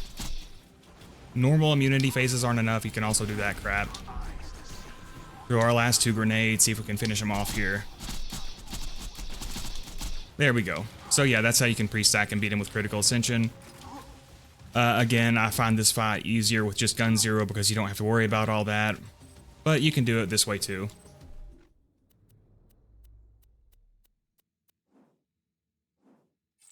And he drops cosmetics. This fight is not rewarding enough in my opinion. The chests back here are pretty good, but they're not as good as the snowman chests. So this fight feels a little redundant, especially as like a send-off as the last, headhunter, and an homage to the original raid boss in Borderlands 1. Kinda disappointing if you ask me. Ooh, hey, we got a Topnia. But yeah, guys, that covers all the raids and raid bosses, and I'm just going to do a little epilogue here and make sure I covered everything. Like I mentioned before, you can throw your decoy inside of a wall like that, and that will de-aggro enemies. And for Sniper Zer0, you really want to make good use of positioning. You want to stay far back from enemies to take advantage of the range of sniper rifles, and doing so will give you access to great damage and great safety. And Sniper Zer0 is just so fun to play. You do have to learn to be good at ammo management and good at positioning and landing crits and stuff like that. But when you do, he's such a powerhouse. He's so much fun. He progresses so easily. He's so good at raiding. So raiding is so fun with him. Just such an amazing character. And I would really recommend checking him out. Like I said, I'm going to link to a whole bunch of other videos you guys can check out if you want to see how to do the Morningstar glitch, if you want to see me do other raid bosses. I've got a ton of raid bossing content on my channel. I have my videos organized into playlists. I've got a playlist for raid bossing. I have a playlist for OP10 builds and a playlist for It's Better Than You Think videos. And I'm going to be doing plenty more Sniper Zer0 content. Guys, I promise you Sniper Zer0 is good for most of the content. There's occasionally something like the final rounds of a Circle of Slaughter where ammo can be an issue. But for the most part, it's just not. Sniping is just really good. This community, again, is just it's a community that's full of misinformation. And you'll see that for yourself. You know, try Sniper Zer0 out yourself, and once you get good, you'll see you have access to incredible damage, like I said, and great safety. But thanks for watching, guys. Hope you enjoyed the video. If you did, please consider liking and subscribing. Huge thanks to the channel members, and an extra special thanks to Leg and Weirdna for being a Voracidous Slayer. Really appreciate the support, man. But yeah, guys, hope to see you next time, and have a good day.